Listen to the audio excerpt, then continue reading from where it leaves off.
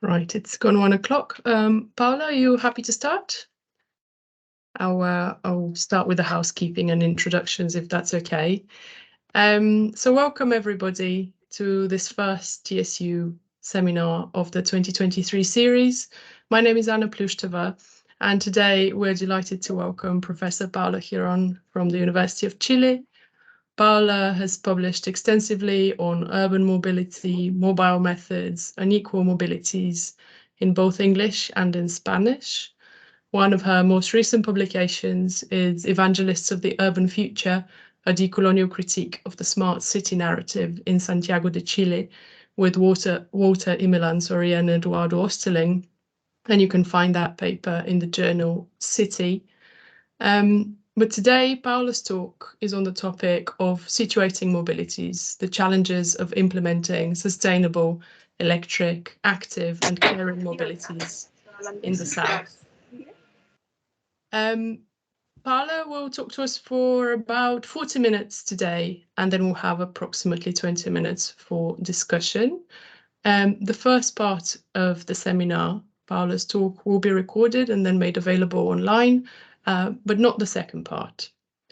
So please feel free to pop your questions in the chat, and I'll do my best to read out as many of them as possible during the discussion, or alternatively, raise your digital hand and I will give you the floor when we come to the discussion part. So if that all sounds okay, Professor Paola Jiron, the floor is yours. Thank you very much, Anna, and it's a pleasure to see you and everyone else. We're in the middle of summer here, and I hear you've just had snow over there. And today is International Women's Day. We're celebrating, or we're commemorating this day, and there's a lot of participation going on in Chile right now. So in case you hear sirens or anything like that, it has to do with that, with the day today. Well, thank you very much for this invitation, and I know perhaps the discussion that we're having here in Latin America might not be as familiar to what some of the things that you've already experienced in the UK and in Oxford particularly. So what I'm going to talk about today has to do with how we've implemented or the challenges that we're encountering upon implementing the new or latest trends in terms of mobility in Chile and in Santiago in particularly. We're currently carrying out the mobility policies for the whole metropolitan region here in Santiago, and we've encountered a lot of problems that we'll talk about today, but mainly it has to do with how do we situate, how do we provincialize, how do we localize some of these trends that are going on worldwide, and why some of them are not that useful and some of them are, and how do we start approaching them in a way that can be useful for us and that can really start questioning ways in which we intervene and we talk about the urban in Santiago particularly. So I'm going to show a presentation. Please let me know if you see it well. Can you see it? Yes, that's great. Okay. Just needs to be full screen, but we can see the PowerPoint. How's that?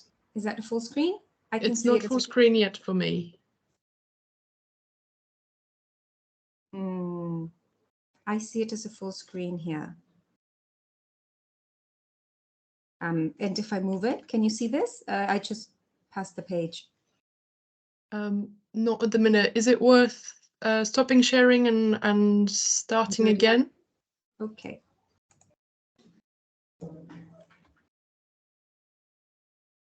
Okay. We practiced this before, but I'm always having trouble with Teams. Yes, I think so many of us have had that experience. I'm sure we'll get there. Well, maybe I'll just present it like this if it's not a problem for you, because I don't think, let me see, I'll try again. How's that? I can see the title slide. Can you just check whether the slides change okay? I guess you'll just have to select them on the left, right? So that should be all right. Can you see? I just passed it. No, that's not changing. Maybe yes, there it is. Yeah, great. How's that? Okay, I'll present it like this and we'll take it from there. So I was asked to discuss about the challenges that we're facing in terms of mobility issues here in Santiago. So what I'll talk about today is first, these approaches in terms of, particularly in terms of sustainable mobility and what we've faced, what we're being asked in terms of policy to implement and what we understand by sustainable mobility, particularly in terms of electric mobility. Active mobility is something that we're also is also being implemented here. And I think we've had a lot of news about the 15-minute city in Oxford. So I think we can talk a little bit about that. And if we have some, I'll talk about mobility of care as perhaps one of the ways in which we're being able to incorporate this more situated way of thinking about sustainable mobility. I'll then explain about the problems of such an approaches and how we see them from a situated or from a southern perspective, and what the challenges to mobility trends could be. So when we're asked and when we start seeing, particularly when we talk to international funders, to ministries, municipalities, or different forms of government that try to implement sustainable mobility, what it seeks to do, and this is the mobility pyramid that is constantly shown, when it seeks to invert the mobility pyramid, placing emphasis on active modes in order to decrease CO2 emissions, to improve health, equity, road safety, investment and costs, etc. And what we see in this, and it's quite a good challenge to invert this pyramid. But what we see in the analysis is that it mainly analyzes modes, meaning that it wants to move from the private car to cycling and walking as the best mobility ways of moving. And what we see with this pyramid and the overall aims of sustainable mobility, particularly in Chile, is that it doesn't really grasp the whole complexity of mobility in the way that we experience it here. So the two main initiatives that we have in Chile for sustainable mobility are electric vehicles and active mobility. So the first one we see, or it's seen here from many ministries, including Ministry of Energy and Transport and Urban Planning, and many of the ministries, that electric cars can be the solution to the increasing carbon emission and to more sustainable mobility. What is offered in Chile in terms of electric vehicles is these kind of cars. They're quite expensive for us. The average car value in Chile is about 10,000 pounds. And these are the kind of cars that are being sold. We don't have more than 1,000 electric vehicles in Chile today, and most of them are in Santiago. But this kind of car is quite expensive. And the way that it's being approached today, it would be a kind of car that would only be approachable or affordable for very high income groups. And in specific areas of the city. As you may know, Santiago is quite a segregated city. So what we are approaching is incorporating electric buses in public transport, and that has been a very strong initiative here. We have in almost 2,000 electric buses in Santiago's public transport system, with an overall 7,000 buses in the system. So we're increasingly incorporating more and more buses within the system, and this is quite interesting. But what we start to criticize and we start to see, you may know that Chile is one of the resources or the greatest resources in terms of lithium, which is the main component on the lithium batteries. So what we see here is that the sustainable electric vehicle approach seeks for zero emission in terms of air quality and health improvement, looks for CO2 emission reduction, noise reduction, energy efficiency. It favors energetic independence, lowers maintenance costs. It contributes to intelligent and technological systems. And it's also a motor for development in our Chilean context in terms of copper and lithium production that is required for the batteries, as we produce a large amount of lithium in Chile. And this is this is the way that the sustainable or electric vehicles are promoted in Chile. But what we don't see in our approach is the whole life cycle of the electric vehicle. And perhaps you over there don't really manage to see the implications that we might have in terms of seeing the whole life cycle in terms of a complex system of fabrication, operation, and recycling. So we not only look at what happens in the city, but we really look at what happens in the production or in the fabrication of the battery in terms of the lithium mines that we have in Chile, in the operation, and also in the recycling of the batteries afterwards. So what we have, Chile is one of the main producers of lithium, and we have them, all these mines are located in the desert in the north of Chile, in the Atacama Desert.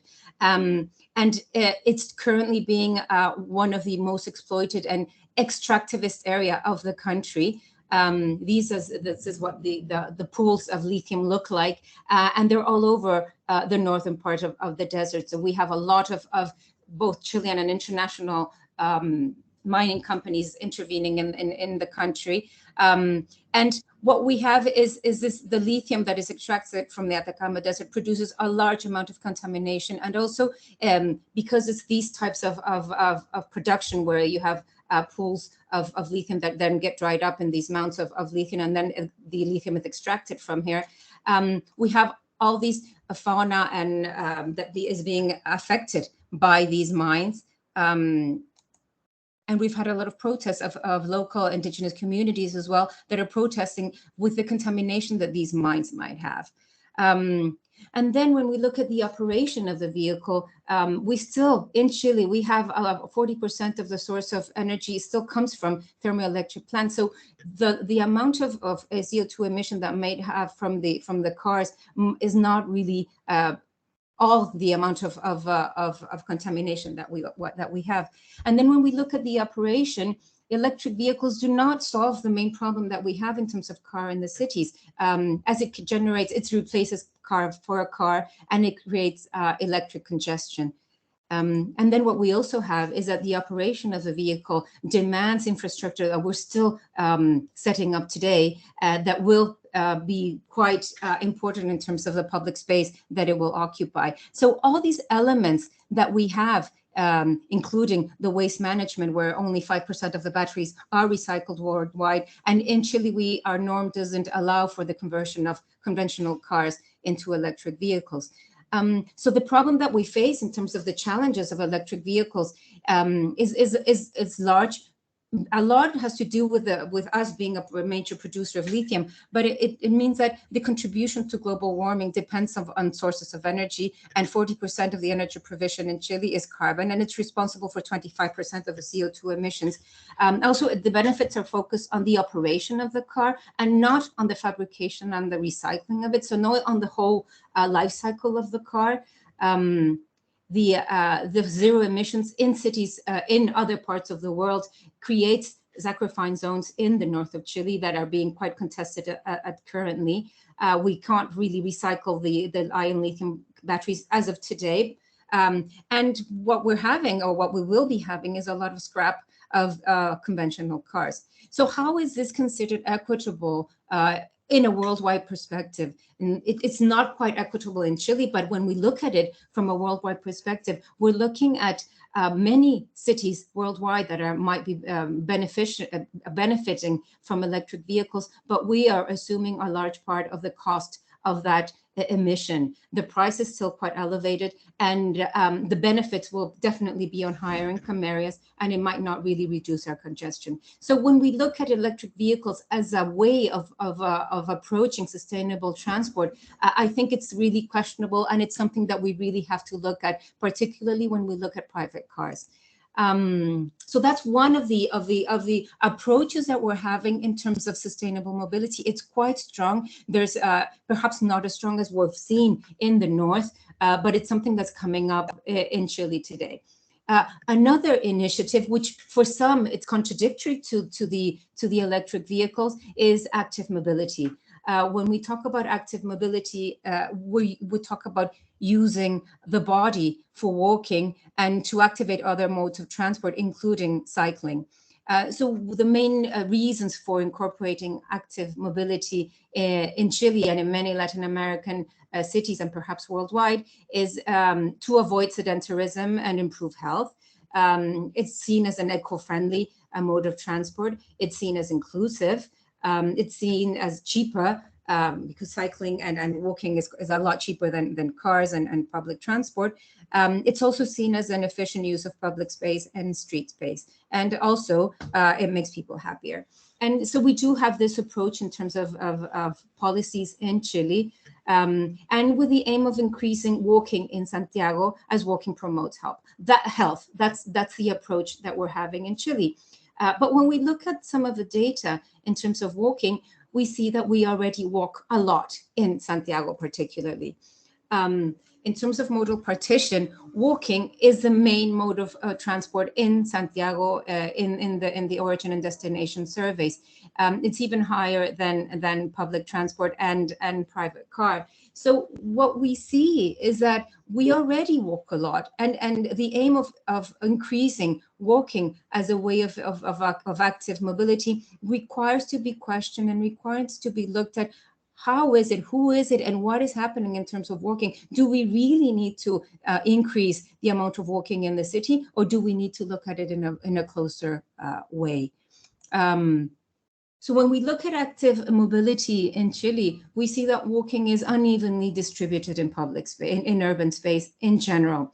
What we see in Santiago particularly is that higher income groups walk less than those in more vulnerable areas. So it's generally the poor that walk more in the city of Santiago, and those among those who walk more than anyone else are women, and so they're walking a lot more in areas where it's quite difficult to walk. So in the approaches of active mobility, the main focus is on quantity, is increasing walking as a mode of transport without really considering who is already walking, who they are, who they walk with, and how do they do it, and under what conditions do we walk. And what we have in Santiago is that lower income areas have lower quality of public space, poorly kept streets. We have very narrow or inexistent sidewalks, mainly due to our social housing programs that we've had in the past. We have broken pavement. And what we may basically have in cities like Santiago, which is a city of 8 million people, is discontinuous trajectories, meaning that we cannot walk continuously through many areas of the city because they're cut off. We have poor lighting, poor vegetation, very limited shade, and a lot of very dangerous areas. So when we look at active mobility, particularly in terms of walking, walking might not always be an enjoyable practice for those many people that are walking, or a choice for many. And what we have in higher income areas where the qualities of space are much better and we have lower walking indices, is that we have green areas, we have regularly maintained street lighting, paving, yet people don't walk as much. So we really need to question, is improving infrastructure and promoting the increase of walking necessarily, or the only way, or the only things to consider in terms of infrastructure, but is it the only way to consider in terms of walking? And then we start looking at the 15-minute city as a problem that we might have. Because we need to look beyond better sidewalks and beyond better pedestrian areas and more trees. Because people, the higher income groups in Santiago, for instance, they use a car and they move much further than 15 minutes. They don't really walk or really cycle in those very good areas that we have in Santiago. So when we see these kind of approaches in Chile, there's other things that we need to consider. There's other things in terms of, particularly in terms of seeing how are people moving. So although the 15-minute city might seem like an excellent initiative, and perhaps you can tell me more because we've read a lot about what's happening in Oxford in terms of the protest of this conspiracy theory. That's not what I'm trying to look at in Santiago. But what we see is that we have a very poor context of inexistent infrastructures. So perhaps something that might work in Paris, because you have all these schools and very good infrastructures, it's something that we don't have here. We don't have the good quality schools or hospitals or health centers or parks in all the areas of Santiago. And what we do have is very unfortunate and very precarious ways of living in many neighborhoods, and what many consider a possibility of improvement is leaving these neighborhoods, is sending their children to school in better schools in other areas of the cities, is going to hospitals in other areas of the cities, and also because we have a lot of drug problems, sales of drugs in the very low-income areas, that perhaps staying in these neighborhoods or considering 15 minutes of walking or cycling within these very poor neighborhoods might not be the best idea for many of the families that feel perhaps that they want more opportunities. So in segregated cities like Santiago de Chile, the city as an experience and the possibility of encountering with others different from you becomes a possibility of decreasing inequality and a way to have greater mobility justice. So in these contexts of very uneven cities, of cities that require, that have not had a lot of infrastructure and that have other problems in terms of income inequality, gender inequality. We are having a lot of migrants today coming to Santiago, of older people that are not really considered in our planning process, or even children. We need to look further at what are the sources of these inequalities and how can we improve access to the city, going much further than what a 15-minute city would be. And perhaps it requires looking at a more complex and integrated way of thinking of cities, not just in terms of modes, but in terms of the trajectories or the daily paths that people carry out on a daily basis. And then we have another approach that we have that is very seminal in Chile. It's not yet something very, very big, but it's the intention of the current government to incorporate care and a system of care as part of a whole wide countrywide policy of improving particularly access for women to the whole benefits of the social system. But what we have in terms of mobility of care, mainly in Chile, is looking at how can we look at the way that the purpose of the trip, if we put together the purpose of the trips in terms of shopping, leisure, strolling, escorting, or what we might consider mobility of care, we could have that caring work is a major purpose of traveling in the city, in many cities. And that has been very difficult to approach in Chile, but it could be quite useful in terms of considering the various ways in which people care and carry out caring practices. What we have seen in Chile is how do we make this care, mobility of care, much more spatialized, because all the caring practices are carried out in space or through space or throughout space in many cities. So when we're looking at care, we're not just looking at the purpose of moving, the purposes of mobility, but we're looking at a lot more detailed way of understanding who the subjects of care are. It's not just children and the elderly or the people that are sick, but it's a broader way of looking at the subjects of care, including humans and non-humans, and particularly the environment as well. Looking at care practices in a broader way, and not just going to the hospital, going to school, but a lot of other practices that are fundamental and that require mobility for them to take place. Looking at broader places of caring in terms of places and infrastructures, looking at materialities and objects of care, and how important it is to look at how our bodies are extended through our materialities and objects to the city. The temporalities of care, and particularly affect and affectivity. We can talk a lot about this. We've written a lot about the different spheres of care that could be looked at through mobility, that make mobility more complex and make the analysis of sustainable mobility or caring mobilities much more complex, in order to understand how people do not really look at the modes of transport, but look at the whole experience of mobility. And that is something that we really need to look at. So when we look at mobility of care, we're moving from mobility of care as an idea to mobile caring practices, to caring from a mobility approach.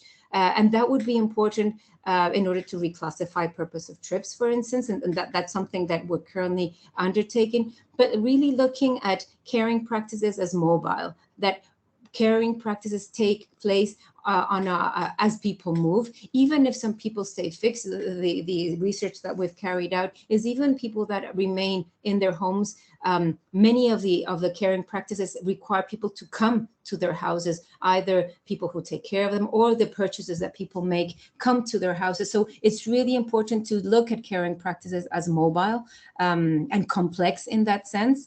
It's really important to recognize that these different spheres of care that we're talking about and their spatiality, how all these practices are carried out with and through space. And in the context of the absence of a caring state, in the case of Chile, how we look at collective care practices and not just individual practices of care. So what we're trying to look at from what we're experiencing in Chile and what we're seeing in Santiago of all these different approaches that are being undertaken is that mobility requires a more than mobile analysis, meaning that this pyramid or mobility pyramid needs to be broken down and really looked at in terms of how these modes are linked together.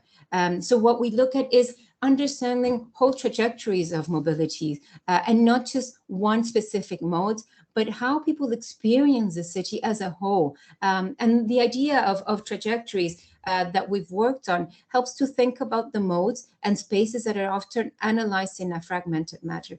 Our planning system, the way that we plan and intervene, is fragmented in many ways. One way is that we have different ministries looking at space from a different approach.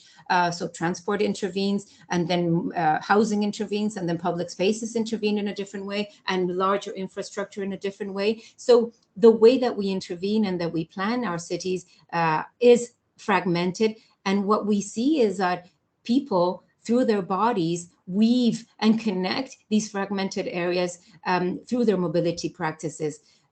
So when we look at sustainable mobility as modes, we don't really consider how this experience, this embodied experience of moving through our territories, really can help us to really analyze and comprehend the complexity of moving through the city and thinking of the continuity that we have in terms of space and of life. How life is not separated in modes, but we live our lives in a continuous. And that is something that, although it's very simple to understand that we live our lives in a continuum, it's very difficult to implement in terms of urban interventions, because interventions are localized and are fragmented, and the way we think of space is fragmented, and that requires challenging the way our whole planning system is carried out. So what are the challenges that we face in lieu of what is being demanded today? So the popular trends are electric vehicles and active mobility, yet the way that these are being approached are not really looking at the complexity of our mobility practices.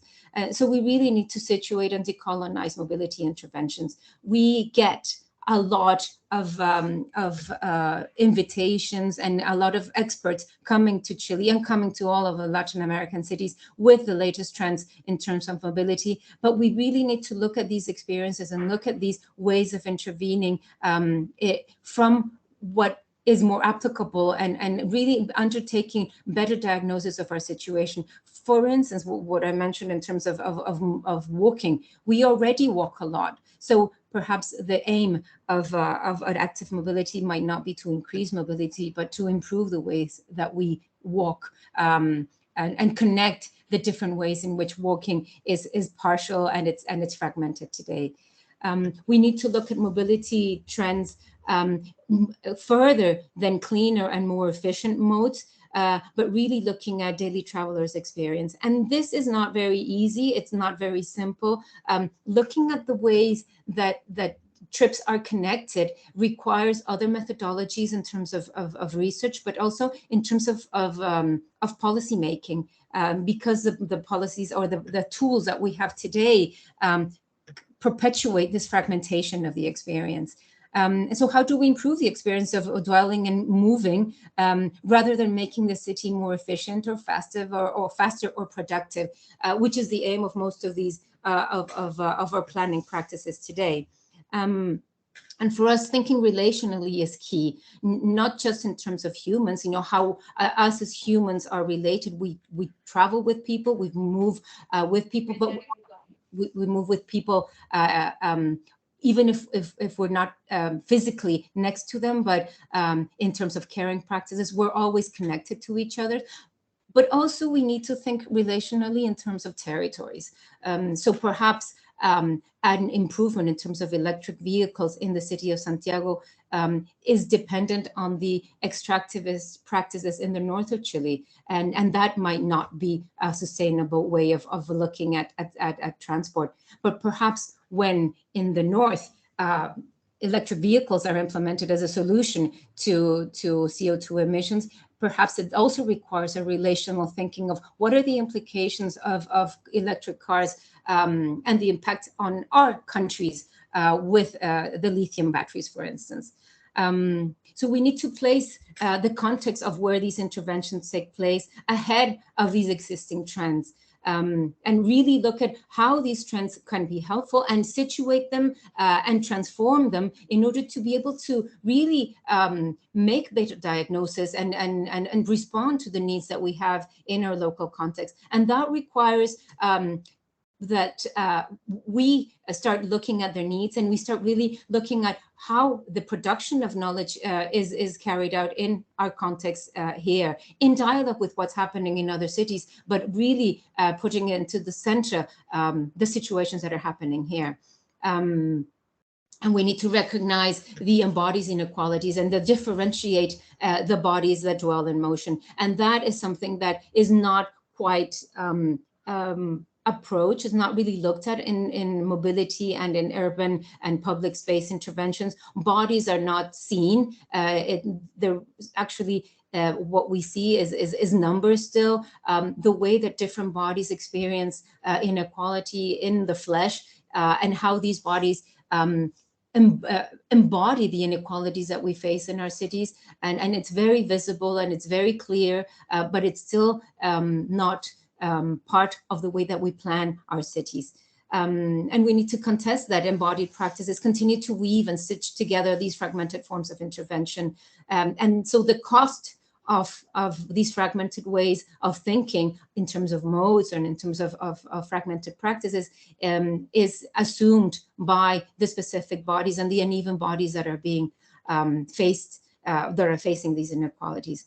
And so how do we overcome these individual ways of looking at mobility when mobility practices are interdependent and we move with others all the time? And then a question that we face all the time is how is international funding negotiated? When we do require, and we are part of international networks and we are part of international funding that seeks specific initiatives, and that becomes really important in terms of being able to say what is actually needed for specific countries. That is something that we are discussing today in the implementation of a citywide mobility policy. And it's quite crucial, and it's very good to be able to discuss on an equal level with the funding agencies. And how do we improve methods to explain these trajectories? How do we go further into methods that complement quantitative methods, but really enable us to discuss how people experience our cities and our spaces and the mobility practices. And that is something that we've been working on a lot. We've been elaborating different methods, but we still have a long way to go. So it's something that we really look forward to discussing with you if you're interested in. So what a question for this session was, what are the challenges of mobility in the context of the Global South, and particularly in the case of Chile and Santiago? So sustainable thinking in Chile is not really constructing new problematics about the city. It's not really situated in what we're living at but it's offering partial solutions to partially defined diagnosis. So sometimes there are diagnoses that are defined elsewhere, and this needs to be recognized, and we really need to work on how do we look at our own problematics and really define our problematics in a more complex way, because most of these diagnoses are neglecting local knowledge and local needs. So sustainable thinking can contribute to rethink urbanism and the way that we have our own urban practices, but it requires rethinking on how problems are identified, go further than simple solutions to predefined problems, or problems and solutions that are defined elsewhere. So we need to recognize everyday life practices with emphasis on modal versus trajectories, have more innovative life cycles, explain how these life cycles take place, look at mobility issues that might not be solved by transport solutions, but by other problems or by other ways of looking at mobility that might not necessarily be either infrastructure or transport based, and look at multiple situated knowledges, not just the experts that have knowledge, but all travelers have their own knowledges that need to be considered. We also need to resist to change is present, but it also must be recognized.